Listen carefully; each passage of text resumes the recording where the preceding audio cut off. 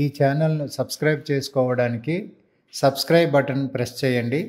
పక్కనున్న bell ఐకాన్ను click చేయండి. సర్వం అనే ఒక ఊరిలో ఒక నిరుపేద బ్రాహ్మణుడు ఉండేవాడు. అతని భార్య కురూపి. తన పేదరికం కన్నా భార్య కురూపిత్వమే అతన్ని అమితంగా బాధించేది.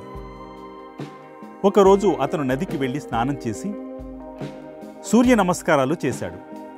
ఆ తర్వాత అక్కడే కూర్చుని సూర్యుని వైపు చూస్తూ, నిన్నందరూ లోకబాంధవుడని భక్త సులభుడని అంటారు కదా, నాకు మాత్రం వరాలనెందుకు ఇవ్వవు అంటూ ప్రార్థించాడు.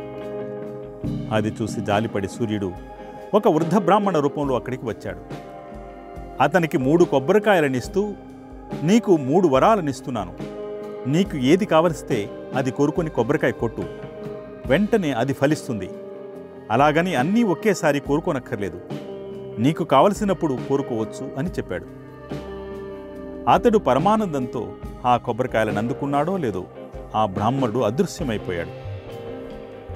అతనికి దూరంగా భార్య నీళ్లబిందెతో కనిపించింది. ఎండపొడ ఆమె మీద పడుతోంది. భార్య మరీ అనాకారిగా కనిపించింది.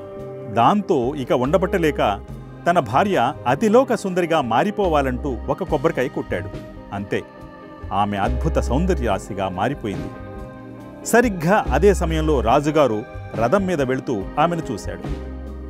ఇంతటి అందగత్తె తన అంతఃపురంలో ఉంటే బాగుంటుందనిపించింది.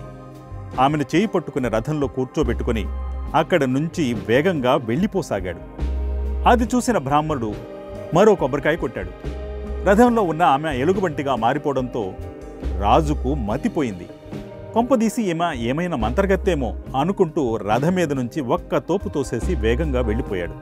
ఆ భల్లూకం బ్రాహ్మణుడి మీదికి రాసాగింది.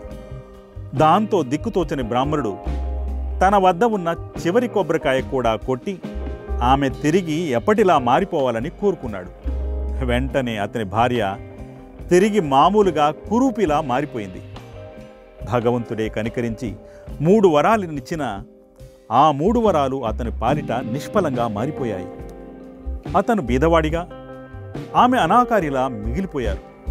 ఏమైనా సద్వినియోగం చేసుకునే నేర్పు మనలో లేనప్పుడు ఎన్ని వరాలనిచ్చినా ప్రయోజనం ఉండదని చెప్పడానికి ఇది ఉదాహరణ. అతను తెలివితేటలను, వివేకాన్ని ఉపయోగించి ఉంటే తన జీవితాన్ని మార్చివేసే వరాలను కోరుకొని ఉండేవాడు. అందుకే మనిషికి విద్య, వివేకం, వివేచన ముఖ్యమని చెప్పారు పెద్దలు.